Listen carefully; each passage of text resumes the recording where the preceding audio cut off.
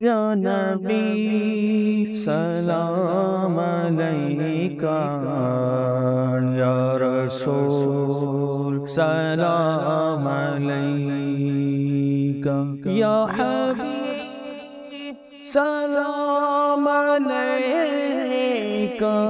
صلوات اللہ علیکہ، یا نبی سلام علیکہ۔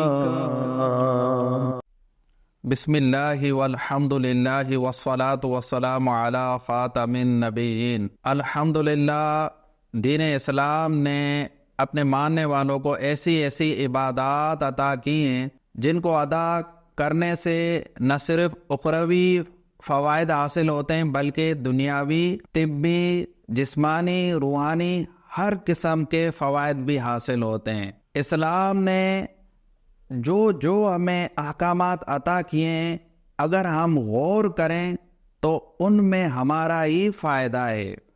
آج ہم نے ان تعلیمات کو چھوڑ دیا ہے تو نقصانات اٹھا رہے ہیں۔ اگر ان تعلیمات کو ہم اپنا لیں، ان پر عمل کریں تو ہم فائدے میں رہیں گے۔ آئیے ہم روزے کو لیتے ہیں کہ روزے سے ہمیں کیا فائدہ حاصل ہوتا ہے۔ دیکھیں، اس میں تو کوئی شک نہیں کہ روزہ بہت بڑی عبادت ہے اور اس کو ادا کرنے سے اللہ تبارک و تعالی راضی ہوتا ہے۔ اس کا اجر و ثواب بے پناہ ہے، بے حد ہے، لیکن اس کے طبی فائدے بھی بہت زیادہ ہے۔ جیسا کہ اللہ تبارک و تعالی نے قرآن پاک میں ارشاد فرمایا، اشارہ فرمایا، وَأَن تَصُومُوا خَيْرٌ لَكُمْ إِن كُنتُمْ تَعْلَمُونَ، اور اگر تم جانو تو روزہ رکھنا تمہارے لیے بہتر ہے۔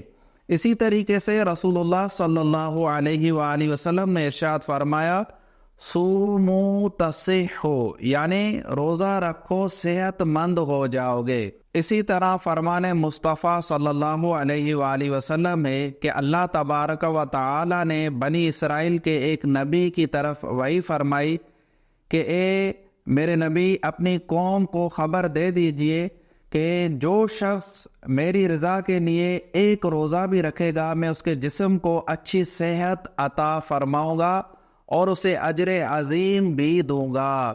معلوم ہوا کہ روزہ رکھنے سے صحت بنتی ہے، تندرستی حاصل ہوتی ہے، جسم تر و تازہ ہو جاتا ہے، اس میں کوئی شک نہیں۔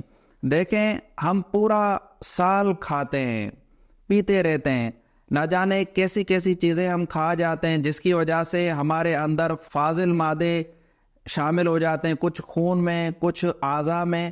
تو روزے کی برکت سے یہ تمام فاضل مادے خارج ہو جاتے ہیں۔ سائنسدانوں نے روزے پر بڑی تحقیق کی ہے، مسلم سائنسدانوں نے بھی اور نان مسلم سائنسدانوں نے، ڈاکٹروں نے بھی روزے پر اپنی ریسرچ پیش کی ہے۔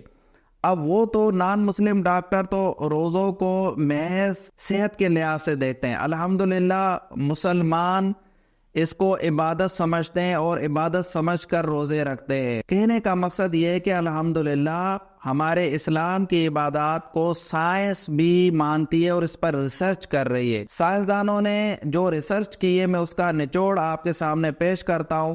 آپ اندازہ لگا لیں کہ روزہ رکھنے کے کتنے جسمانی فوائد بھی ہیں۔ روزہ رکھنے سے معدہ، اسٹومک درست ہو جاتا ہے اور نظام انہضام یعنی ہاضمے کا نظام، جسے ڈائجسٹو سسٹم کہتے ہیں، یہ بہتر ہو جاتا ہے۔ روزہ رکھنے سے جگر کی جو فالتو چربی اس پر جم جاتی ہے وہ ختم ہو جاتی ہے، اور جسم میں کہیں بھی فالتو چربی موجود ہو وہ بھی ختم ہو جاتی ہے۔ روزہ رکھنے سے cholesterol, sugar level, blood pressure یہ لیول میں رہتا ہے، جس کی وجہ سے ہارٹ اٹیک کا خطرہ کم ہو جاتا ہے۔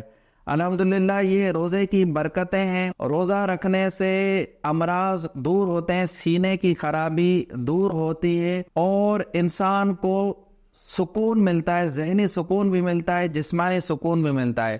آپ نے دیکھا ہوگا کہ کھا پی کر ہمارا جسم بوجھل سا ہو جاتا ہے، جسم میں سستی آ جاتی ہے، اور جب ہم روزہ رکھتے ہیں تو روزے کی حالت میں ہم اپنے آپ کو ہلکا محسوس کرتے ہیں، یعنی ایک سکون سا ہوتا ہے جسم میں. یہ روزے کا طبی فائدہ ہے, یہ میڈیکل فائدہ ہے. اسی لیے اسلام نے ایک تو عبادات, دیکھیں عبادات کا مین مقصد یہ ہے کہ ہم عبادات کر کے اجر و ثواب حاصل کریں, اللہ کو راضی کریں. لیکن ہم غور کریں تو عبادات میں ایک حکمت یہ بھی ہے کہ انسانی صحت صحیح رہے. دیکھیں ہم پورا سال کھاتے ہیں اور اس ایک مہینے میں ہی جا کر ہمارے معدے کو, ہمارے جسمانی اعضاء کو ریسٹ ملتا ہے. تو جب پورا مہینہ ہم روزے رکھتے ہیں تو ہمارے جسم سے بہت سی بیماریاں ختم ہو جاتی ہے. اب یہ الگ بات ہے کہ کوئی بیچارہ آلریڈی کسی بیماری میں مبتلا ہو, مرض میں مبتلا ہو اور وہ روزے نہ رکھ پائے, یہ الگ بات ہے. لیکن احادیث اور قرآن پاک سے یہ ثابت ہوا کہ روزے سے تندرستی ملتی ہے, صحت ملتی ہے, اس سے جسم کمزور نہیں ہوتا, اس سے جسم بیمار نہیں پڑتا.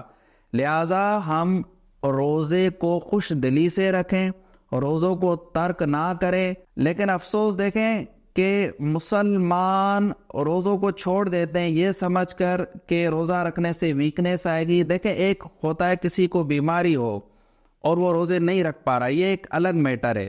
لیکن ایک شخص تندرست ہے, صحیح ہے, سمجھتا ہے کہ میں روزے رکھ لوں گا, پھر بھی وہ روزے نہ رکھے تو یہ ایمان کی کمزوری ہے. یاد رکھیں کہ روزہ نہ رکھنا بلا وجہ یہ بہت بڑا گناہ ہے. اللہ تبارک و تعالی ہمیں ہدایت عطا فرمائے. آمین بجاہ النبی الامین صلی اللہ علیہ وآلہ وسلم.